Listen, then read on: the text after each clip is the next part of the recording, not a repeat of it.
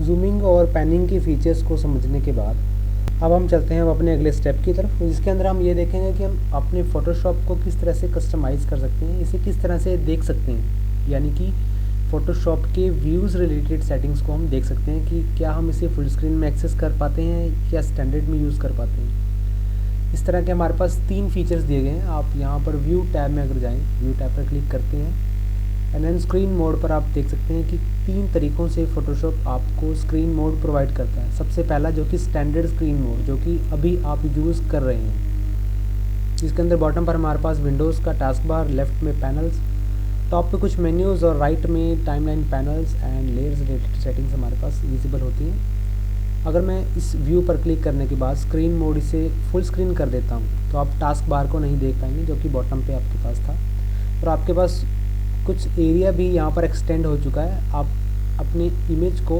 Independently और अधिक space में, ज़्यादा स्पेस में एडिट कर पाएंगे। पैन करके आप इसे देख सकते हैं। और जहाँ पर आपके पास पहले स्क्रॉल बार विजिबल हो रहे थे इमेज को जूम इन जूम आउट करने के बाद, आप यहाँ देख सकते हैं। मैं इसे जूम इन करता हूँ। स्टैंडर्ड मोड में हमारे पास बॉटम पे और राइट में स्क्रॉल बार्स विजिबल होते हैं, जो कि हमारे पास नहीं आ रहे। ऐसा इसलिए क्योंकि हमारे पास जो व्यू सिलेक्टेड है वो स्क्रीन मोड जो है वो full screen mode with menu bar, यानी कि हमारा जो स्क्रीन मोड रहेगा वो फुल स्क्रीन में रहेगा, लेकिन जो मेन्यू बार है वो ज़रूर विजिबल होंगी। अगर मैं थर्ड ऑप्शन पर क्लिक करता हूँ, फुल स्क्रीन मोड पर ऑप्शन पर क्लिक करता हूँ, तो यहाँ पर फोटोशॉप आपको एक मैसेज डिफाइन करता है। इसमें आप देख सकते हैं कि in full screen mode panels are hidden, they can be accessed on the side of the screen और रिवील्ड बाय प्रेसिंग टैब।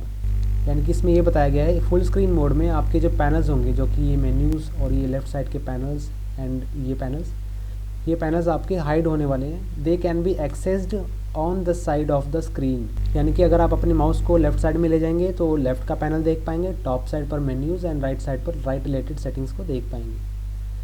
अगर आप माउस को होवर नहीं करना चाहते हैं तो आप कीबोर्ड पर टैब प्रेस करके भी उसे एक्सेस कर सकते हैं।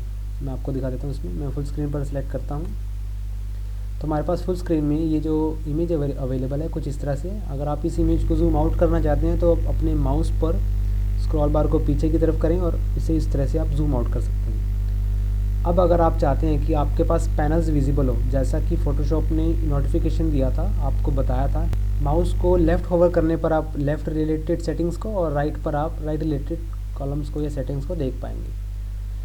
अगर आप चाहते हैं कि आपके सभी पैनल्स विजिबल हों तो आप कीबोर्ड पर टैब प्रेस करके भी सभी पैनल्स को देख सकते हैं। अगर आप इस टैब बटन को दोबारा प्रेस करते हैं तो आप उसे हाइड कर देंगे। तो फोटोशॉप के ये 3 मोड से, जिसका एक शॉर्टकट है हमारे पास यहाँ पर कीबोर्ड पर, अगर मैं F क्लिक करता हूँ तो मैं अपने एक मोड से दूसरे मोड की तरफ स्विच कर सकता हूँ। आप यहाँ देख सकते हैं। मैं व्यू में आपको दिखा देता हूँ। अभी जो हमारा मोड सिलेक्टेड है वो स्टैंडर्ड है, लेकिन अब अगर मैं कीबोर्ड पर F की प्रेस करता हूँ तो आप इसका व्यू देख सकते हैं। स्क्रीन मोड यहाँ पर full screen mode with menu bar यहाँ पर विजिबल होना शुरू हो गया। तो इसी तरह से आप अपने फ़ोटोशॉप को कुछ एरिया को डिफ़ाइन कर सकते हैं और उसे अपने अकॉर्डिंगली कस्टमाइज़ कर सकते हैं। आगे की कुछ वीडियोज़ में हम फ़ोटोशॉप को और भी डिटेलिंग में कस्टमाइज़ करने के बारे में जानेंगे कि हम किस तरह से इन सभी पैनल्स को अपने अकॉर्डिंगली मैनेज कर सकते हैं, उसे विजिबल कर सकते हैं, उसे डिसेबल कर सकते हैं, या किन पैनल्स का यूज़ किस तरह से आप कर सकते हैं, उसे भी आप अगली वीडियोज़ में, अगले लेक्चर्स में देख पाएंगे।